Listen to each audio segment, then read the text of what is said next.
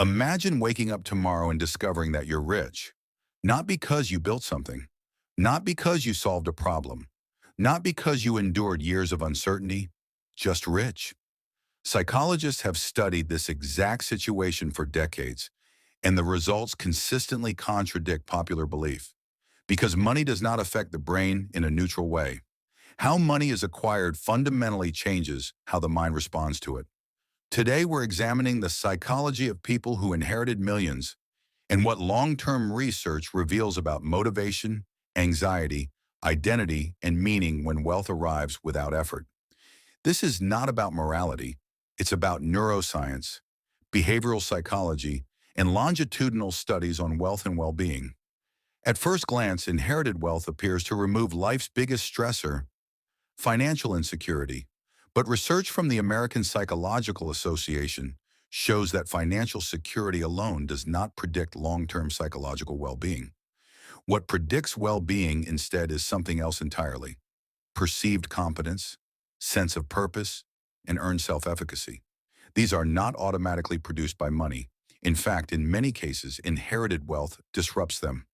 Clinical psychologists who work with high-net-worth families often report a recurring pattern. Individuals who inherit large sums frequently experience what researchers call identity diffusion. This term comes from developmental psychology and describes a state where a person struggles to answer basic questions. Who am I? What am I good at? Why do I matter? Normally, these answers are built through effort, failure, and adaptation, but inheritance can bypass that entire process. Studies in self-determination theory, particularly the work of psychologists Edward Deci and Richard Ryan, show that humans have three core psychological needs: autonomy, competence, and relatedness. Money can support these needs, but it cannot replace them. When wealth arrives without challenge, competence is never tested.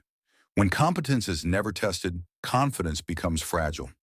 Many heirs report a persistent internal doubt that researchers refer to as impostor-like anxiety, even when no one is accusing them of anything. The internal question becomes, if everything was taken away, would I still be capable? That question activates the brain's threat systems. Neuroimaging studies show that unearned rewards trigger higher activation in loss avoidance circuits, especially in the amygdala. Earned rewards, by contrast, activate reward and mastery pathways in the prefrontal cortex. In simple terms, earned money feels like proof. Inherited money feels like something that must be protected. Protection creates vigilance. Vigilance creates stress. There's a well-documented phenomenon in wealth psychology called the golden cage effect. It describes situations where financial comfort limits personal risk-taking and growth.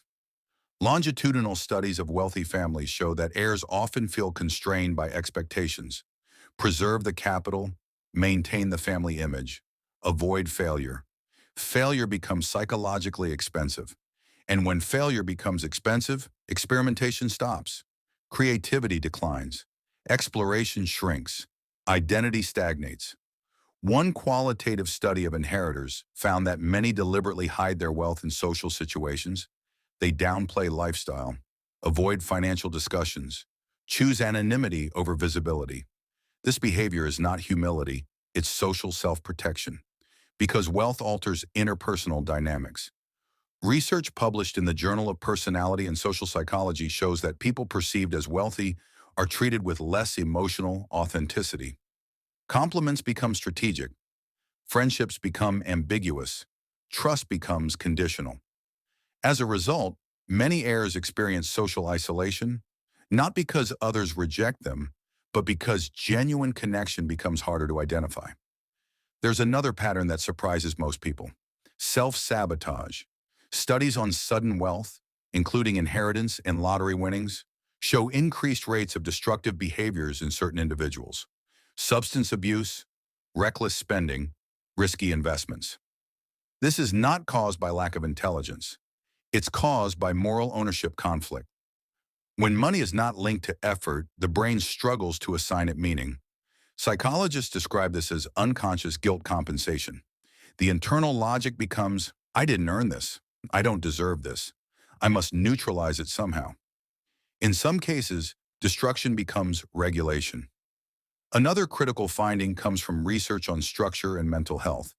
The brain evolved for goal-oriented stress, not constant stress, but meaningful challenge. When individuals inherit wealth early in life, external pressures disappear, deadlines vanish, consequences soften, urgency fades. Clinical data shows that lack of structure is strongly correlated with anxiety disorders. This explains why some heirs report chronic anxiety despite having no financial threat. The anxiety isn't about money, it's about direction.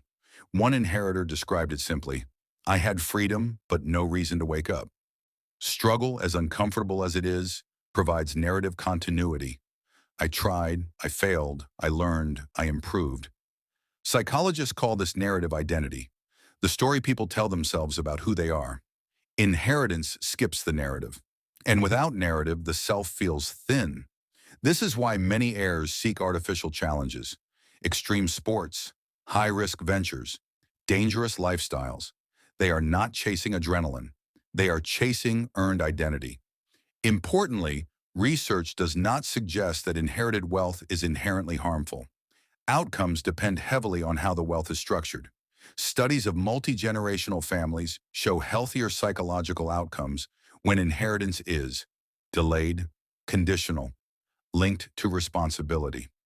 When individuals are required to develop skills, contribute value, or demonstrate competence before accessing wealth, the money supports growth rather than replacing it. In those cases, wealth becomes leverage, not identity. The popular belief is that money equals freedom, but psychology draws a sharper distinction. Money removes external pressure. Meaning requires internal discipline. Freedom without purpose does not produce peace.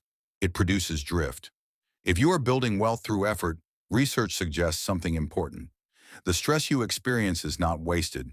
It is training psychological systems that money alone cannot build: resilience, agency, self-trust. And if wealth is ever passed forward, evidence strongly suggests one thing: do not pass comfort alone, pass competence. Because money can remove hardship, but only challenge builds the mind. Money changes lives, but the way it enters a life determines whether it stabilizes the psyche or quietly fractures it over time.